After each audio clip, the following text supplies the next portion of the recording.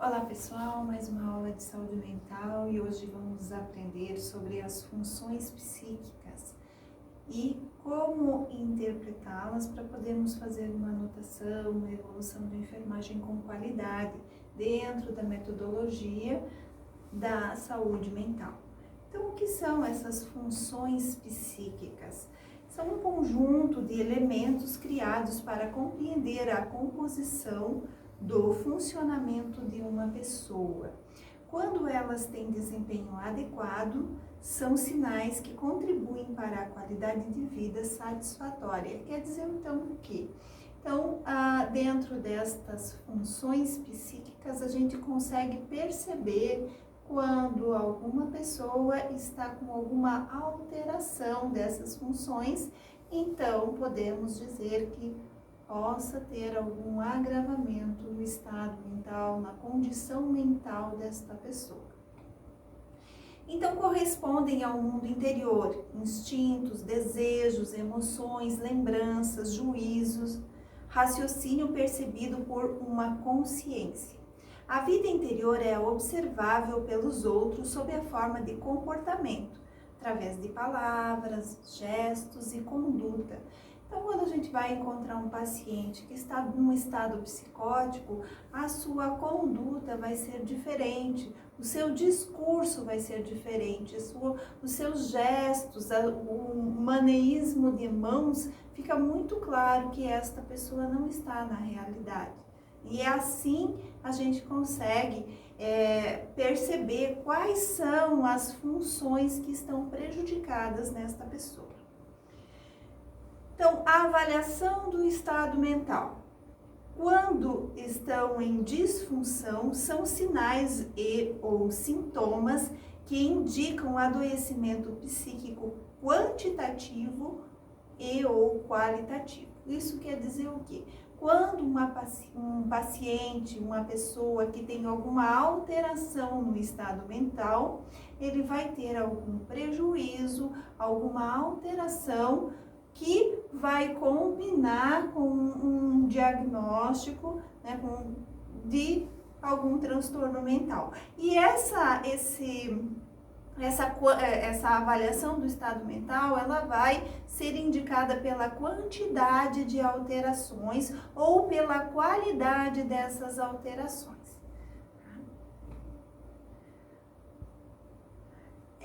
Então, o objetivo da avaliação do estado mental na enfermagem, por que nós precisamos saber e entender sobre essas funções psíquicas para o nosso cuidado, para a ciência do cuidado terapêutico? Então, ele é um instrumento norteador para o acolhimento, a avaliação e planejamento do cuidado. Se eu percebo que essa pessoa que eu estou prestando cuidado de enfermagem, ela está com alteração, então eu vou avaliar e eu vou planejar o meu cuidado de uma maneira que consiga trazer essa pessoa novamente para a realidade, consiga equilibrar para que essas funções estejam dentro da normalidade. E quais são estas funções? Como se faz a avaliação do estado mental de uma pessoa? Dentro da enfermagem, a gente faz algumas regrinhas para que fique um pouco mais fácil avaliar o estado mental. Então, se vocês olharem aqui, existem algumas palavras, algumas letras simbolizando a primeira palavra de cada uma das funções.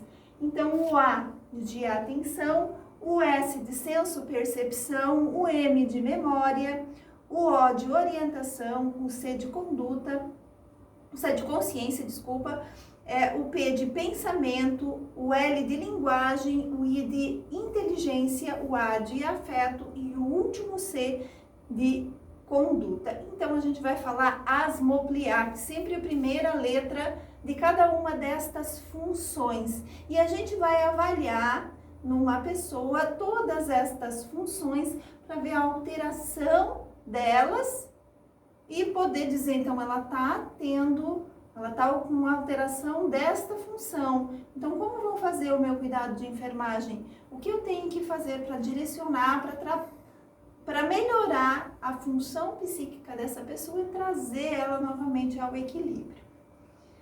Então a gente começa com a função da atenção. E a atenção, ela é dividida em duas partes, que é a tenacidade e a vigilância. Então, quando uma pessoa está estudando, ela tem que ter uma concentração e ela também, todas as pessoas têm uma vigilância.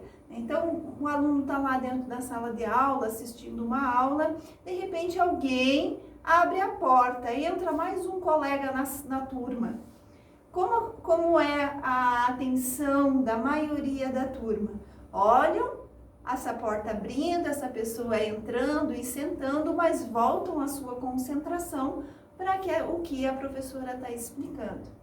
Quando uma pessoa tem alguma alteração nessa função, que é a da atenção, ela pode, de repente, no momento que abriu a porta, ela já não consegue mais se concentrar na matéria e não consegue mais aquele fio para ter para aprender de uma forma adequada, para conseguir concentrar-se novamente aquele estímulo. Então, a atenção é a concentração das atividades psíquicas sobre o estímulo que a solicitam. Para avaliar a atenção, precisamos entender sobre tenacidade e vigilância. Então, o que é a tenacidade? É a propriedade de manter a atenção orientada de modo permanente e em determinado sentido. Alguns pacientes com transtornos mentais, eles perdem esta função. Então, quando a gente está conversando com eles não estão concentrados no que eu estou falando. Alguns pacientes psicóticos, eles vão estar hipotenaz. Então, quer dizer o quê? Eu estou conversando com ele, mas ele está muito vigilante, pode estar com alguma alteração aí na senso-percepção e de repente ele está com alucinações, então ele está olhando muito em volta porque ele está com muito medo, a alucinação causa muito medo. Ou seja, ele vai estar hipervigilante e hipotenaz. Sempre lembrar que a vigilância e a tenacidade, elas andam juntos. Se está tudo bem, vai ser normotenaz e normovigil. Mas se está alterado, ela vai sempre ser um o oposto do outro. Então, se está hipervigilante, vai estar hipotenaz. Se está hipovigilante, vai ser hipertenaz. É bem oposto quando a gente pensa num paciente autista que fica muito concentrado em alguma atividade. Este é um hipertenaz. E qualquer outro som em volta não vai chamar a atenção dele. Pode estar caindo as paredes da sala onde ele está, mas ele está lá concentrado. A gente vê muito esta função no jogador de videogame, que fica muito concentrado tentando ganhar e qualquer barulho não o dispersa. E em outras situações, em grandes situações, mas sempre lembrando, ele vai ser o oposto do outro. Então, essas duas qualidades da atenção comportam-se geralmente de maneira antagônica, ou seja, quanto mais tenacidade sobre um determinado objeto está se dedicando, menos vigilante estamos em relação a eventuais estímulos a serem apreendidos. A atenção, ela vai estar muito alterada em pacientes com transtornos mentais, de todas as maneiras. Então, vamos pensar, um paciente psicótico, um esquizofrênico, vai ter alguma alteração na atenção. Um paciente bipolar, que está numa fase maníaca, também vai ter alterações na atenção. Um paciente com estresse pós-traumático, que já vem aí para um outro transtorno de ansiedade, também vai ter alterações. Então, a gente vai pensar em vários transtornos onde esta função vai estar desequilibrada. Então, a pessoa sem alterações na atenção será normotenaz e normovigil. Aqui eu trago algumas alterações para a gente quando vai fazer a anotação de enfermagem ou evolução, no caso dos enfermeiros, eu trago algumas alterações para que vocês escrevam, né, de uma maneira que fique mais claro a anotação de enfermagem. Então, a hipovigilância, quando o paciente ele tem uma diminuição da capacidade de estar atento a novos estímulos. Hipervigilância é a sensibilidade excessiva a novos estímulos. Distrabilidade, incapacidade de concentração da atenção a qual é desviada a estímulos irrelevantes. Então, caiu uma folha lá no pátio, a pessoa se distrai e não volta mais a se concentrar no que está acontecendo. Desatenção seletiva, bloqueio dos estímulos que geram ansiedade e aflição. Aí a gente pode voltar mais uma vez em pessoas que tenham algum trauma, alguma coisa, então para aquele objeto ele faz uma desatenção seletiva. Hipotenacidade, dificuldade de manter-se fixado ao mesmo estímulo. E hipertenacidade, atenção excessiva a determinados estímulos. Então, sobre a função da atenção, são essas as alterações. Tá? Agora eu vou falar da sensopercepção.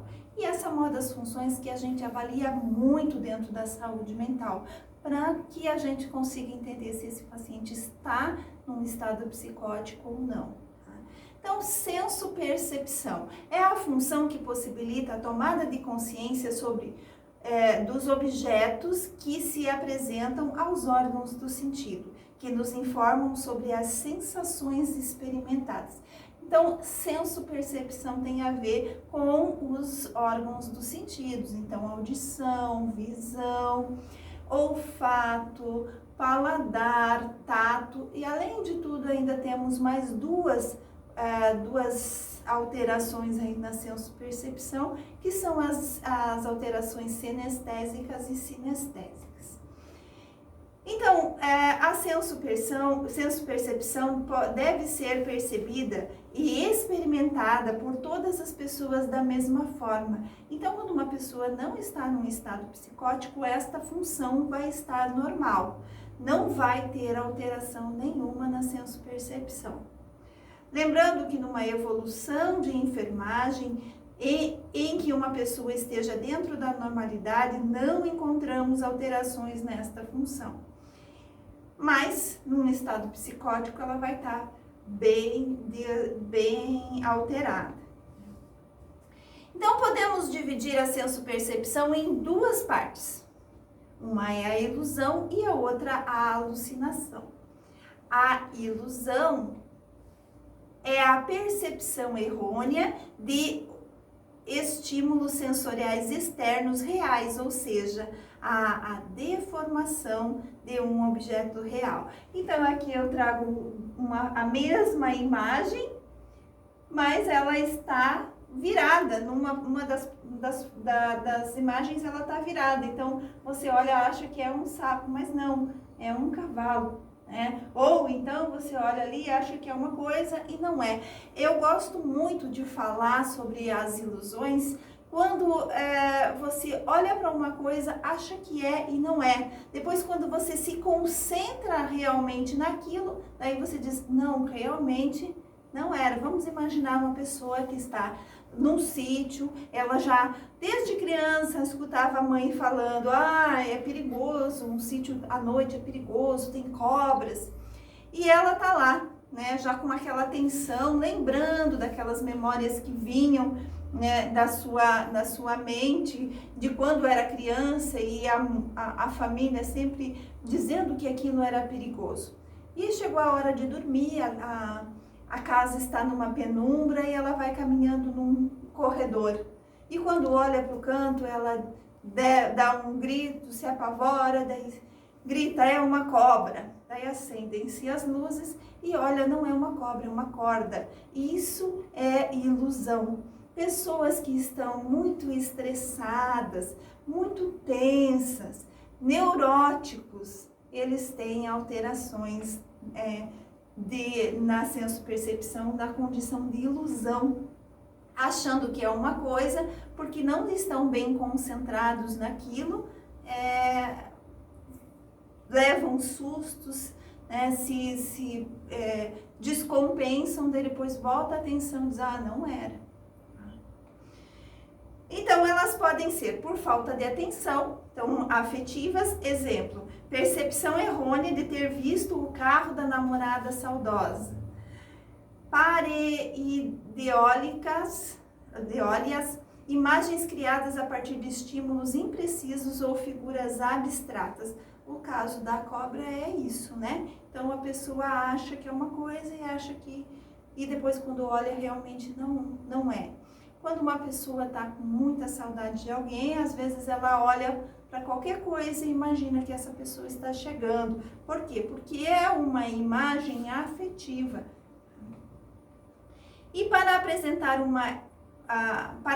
uma ilusão, não haverá necessidade de uma alteração mental obrigatória.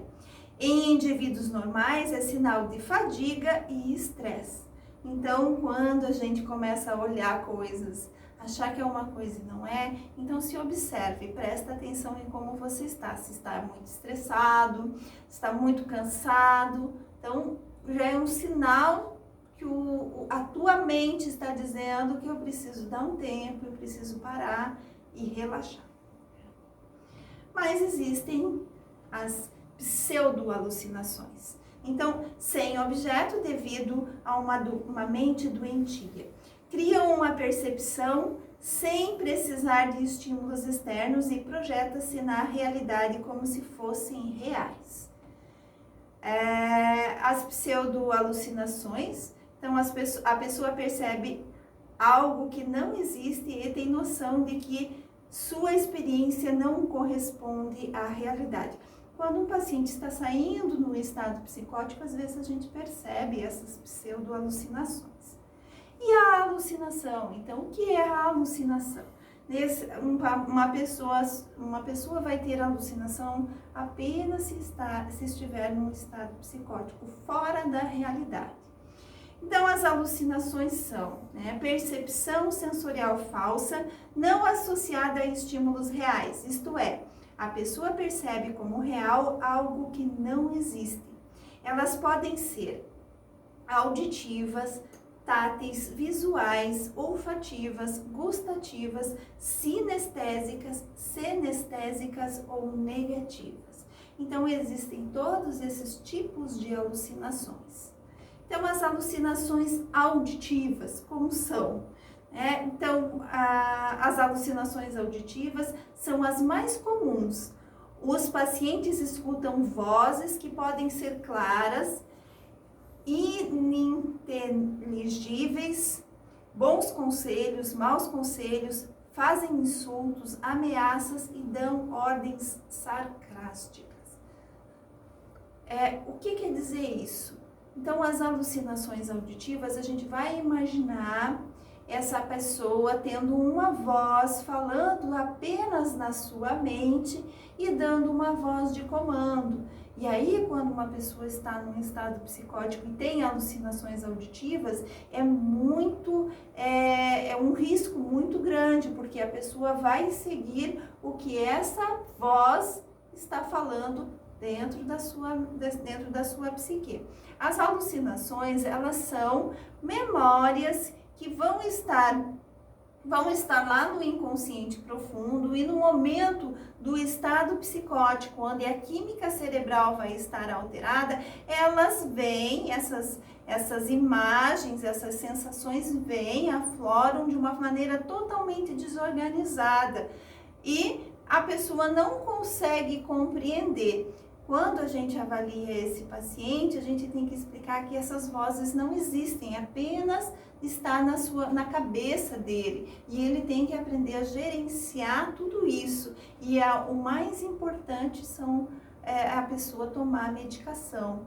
Não existe, não é fácil essa pessoa sair de um estado de alucinações sem um antipsicótico, tá? Então, as vozes de comando, ou de repente esse paciente recebe uma voz de comando para se matar e ele acaba se matando. Então, as alucinações auditivas, que são as mais comuns no estado psicótico, devem ser muito bem avaliadas e a enfermagem fica muito atenta com relação a isso. As alucinações visuais. É como se o paciente estivesse vivenciando um sonho. As imagens alucinatórias podem ser de tamanho natural, minúsculas ou gigantescas e como animais. São comuns nos delírios alcoólicos e no uso de substâncias psicoativas. E nos casos de paciente psicótico grave, que tem alucinações conforme o que está gravado lá na sua psique. Então, tem um caso assim, que ficou muito marcado para mim, de um paciente que matou a namorada. Ele era um psicótico grave, que tomava medicação, esquizofrênico grave, que tomava medicação e vivia a sua vida normalmente. Porém, ele encontrou uma namorada e ele tinha algumas dificuldades sexuais por causa da medicação e ele resolveu parar o medicamento. O pai do rapaz conversou com a família, conversou com a namorada, explicou que ele não podia ficar sem tomar medicação. Ele achou que estava curado e depois de alguns meses ele teve uma alucinação visual muito grande e ao invés de ver a namorada, ele via um alienígena e acabou matando a namorada e ele não consegue entender que foi ele que matou a namorada. Por quê? Porque naquele momento ele estava vendo não a namorada, e sim um alienígena.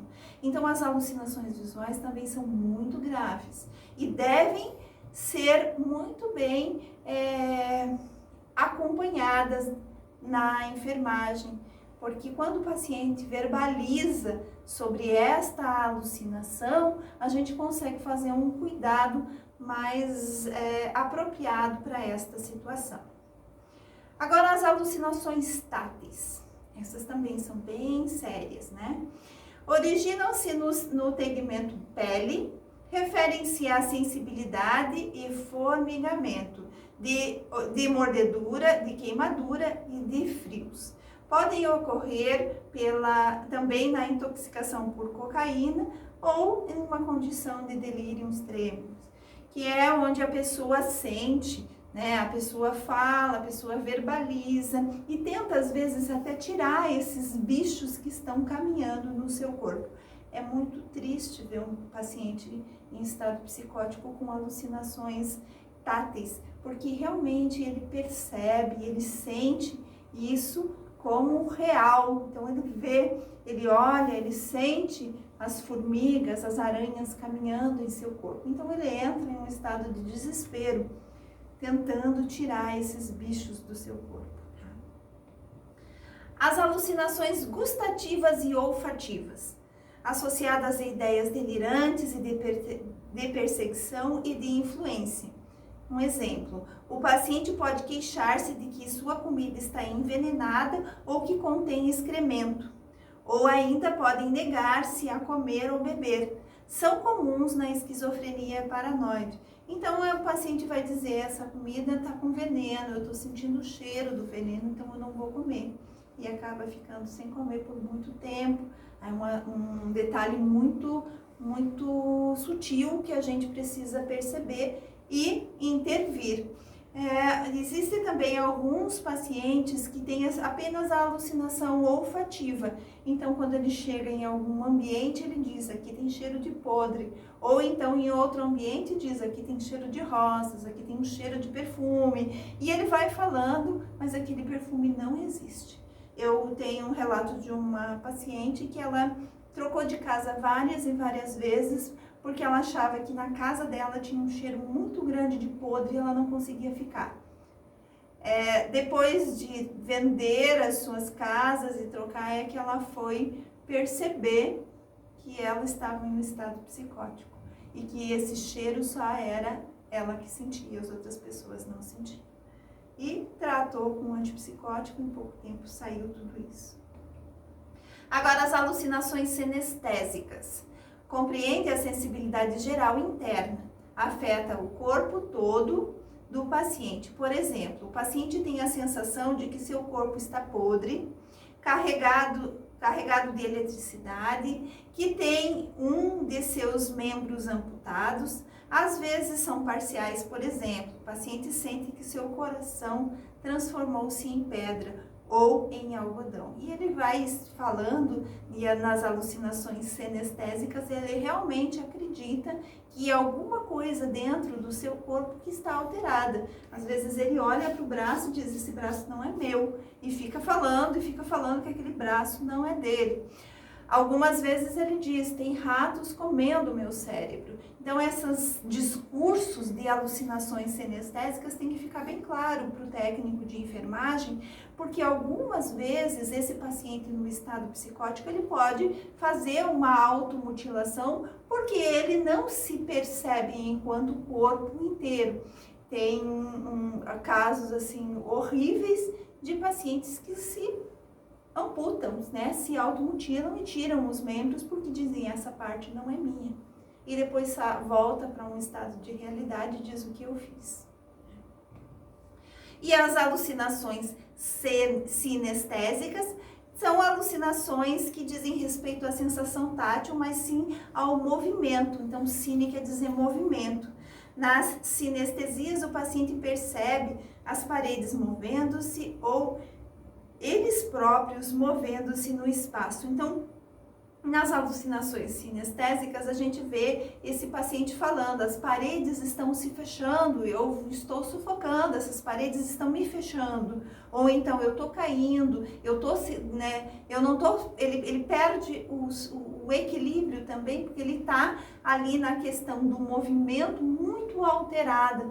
E a sensação de uma pessoa com alucinação sinestésica é muito ruim, é muito triste ver um paciente neste estado. Lembrando, todas essas alucinações, elas vão aparecer apenas quando esse paciente está num estado psicótico, tá? Essa é a primeira parte da nossa aula e daqui a pouquinho a gente segue com o resto. Muito obrigada.